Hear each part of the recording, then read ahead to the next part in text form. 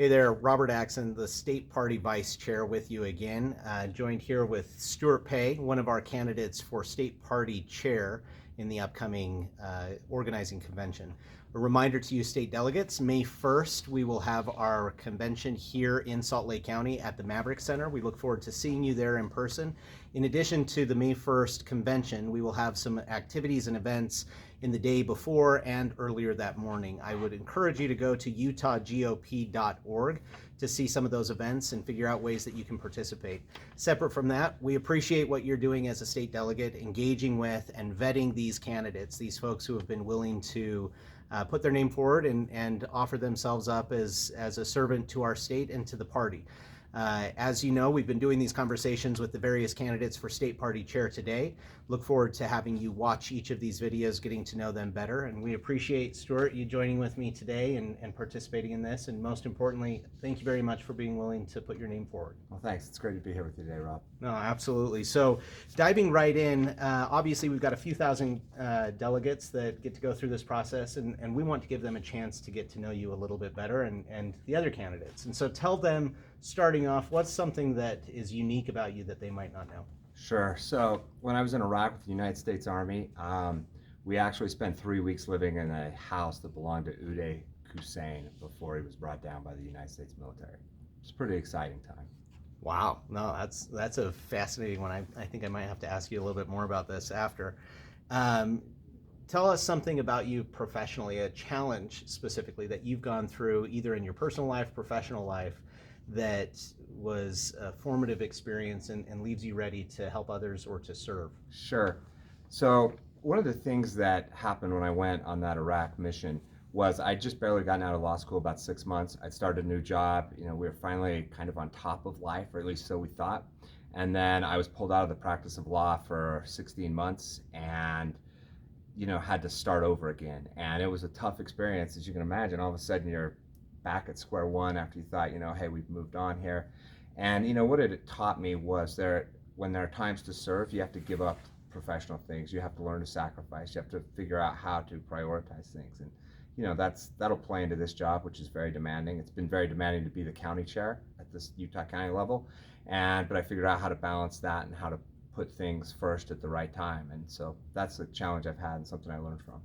So maybe building off of that, what led you to desire to run for State Party Chair? Sure. So 2 years ago, when I was elected as county party chair, both the state and the Utah County parties were, having some trouble. There was a lot of angst between different parts of the party. There was a lot of issues. Both parties were struggling a little bit financially. But Derek and you and your team have done a great job of getting the state party on the right track, and I want to keep it on that track. I think I learned how to do that at the Utah County level. I think I can do it at the state level.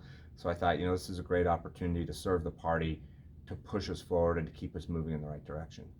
Hey, well, I appreciate this. And the challenge that I left with each of your colleagues who have put their name forward as well, and I'll give it to you at this time, is whether you win or not, and hopefully you've seen this as the county party chair, we are best when we're all engaged, trying to lift wherever we can and to help wherever we can. And so the challenge that I would give to you as a candidate, if you're selected and you're there as our next party chair, look forward to all of us, the former party leadership, also delegates, ask us ways that we can be involved. And then also, most importantly, if you're not selected, please don't go anywhere. It's all of us, what we do together. And so that's a challenge that I would give to you. And my commitment to you or any of the various iterations of our state party leadership, whatever it looks like moving forward, is I'm here. Anything I can do, I know the rest of our current leadership team, we're ready to help and be engaged. What do you think, and obviously I have some of my thoughts, but what do you think are some of the most pressing challenges that the party is facing right now? Sure. I think number one is getting youth. We've got to get younger as a party. We've got to get kids on college campuses, people just starting jobs. We've got to recruit them in, and we've got to teach them what our conservative principles are. We're not going to be able to force these down their throats, but we need to explain them to them and get them behind it. Number two is we need to stay unified. You look at the party nationally and in a lot of the states that surround us, it's divided, and it's caused problems in places like Arizona and Colorado, as we've seen over the past decade or two. Great advice. What do you see as you're trying to engage with delegates? What do you see as maybe your greatest challenge or the greatest, I guess, challenge that's facing your candidacy? Um, I think it's just mainly getting people to know who I am. I've been the party chair in Utah County for a couple of years. I think a lot of those people know me and have seen how I've done. People outside of the Wasatch Front especially maybe have not been exposed to that, and it's just getting the word out about who I am, what I believe, and what I believe I can do.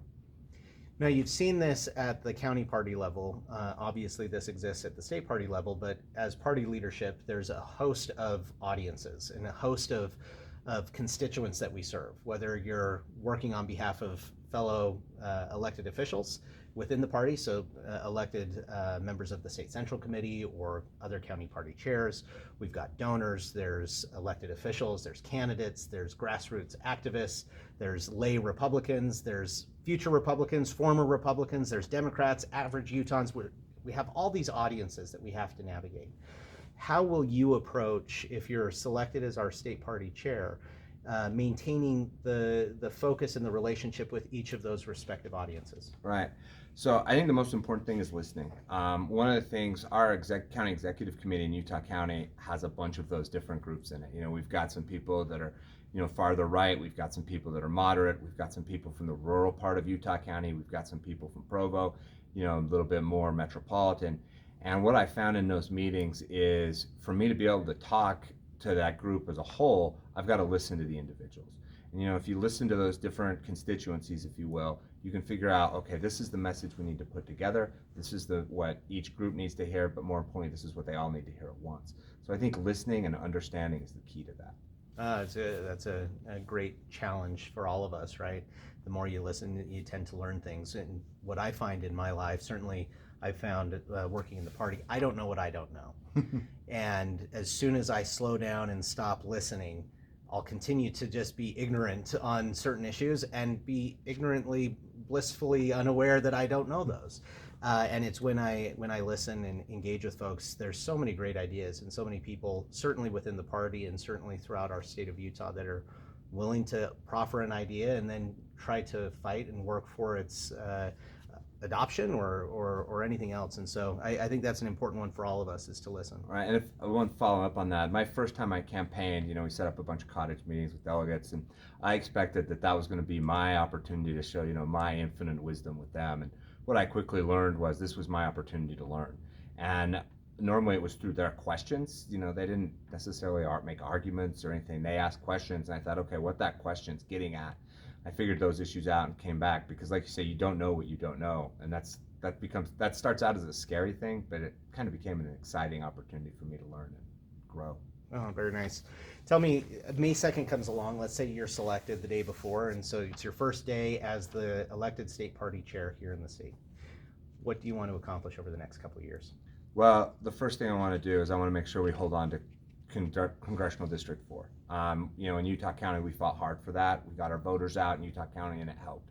Our second thing is to figure out how we win these battleground districts in Salt Lake and Weber counties. In a lot of places we don't have a lot of battleground districts, but the places we do, we've got to fight for those. And my first thing will be identifying what those are and starting to put together a plan. Your team did a great job this last election, winning some big races. We've got to make sure we hold those seats as redistricting comes about.